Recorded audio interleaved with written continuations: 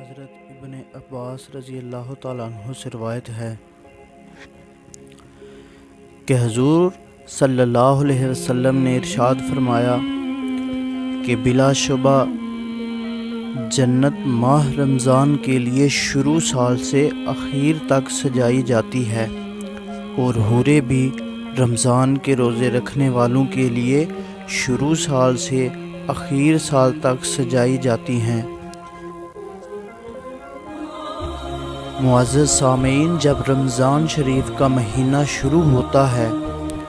تو جنت اللہ تعالیٰ سے عرض کرتی ہے، اے اللہ،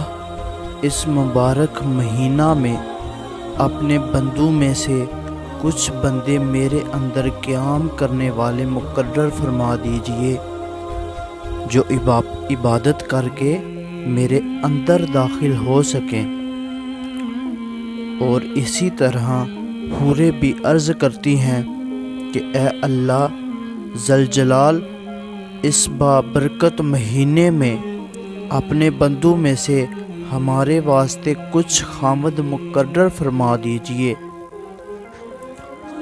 رمضان آ چکا ہے، آسمان کے دروازے کھول دیے گئے، جنت کے دروازے کھول دیے گئے، رحمت کے دروازے کھول دیے گئے، جہنم کے دروازے بند کر دیے گئے، سرکش شیطان کی گردن میں توق ڈال کر سمندروں میں پھینک دیا گیا، رمضان کو رحمت، مغفرت اور بخشش کا ذریعہ بنا دیا گیا۔ چنانچہ حضرت ابو ہریرہ رضی اللہ تعالیٰ عنہ کی ایک روایت میں ہے کہ رمضان کا اول حصہ رحمت ہے، اور اس کا درمیانی حصہ مغفرت ہے، اور اس کا آخری حصہ دوزخ سے آزادی۔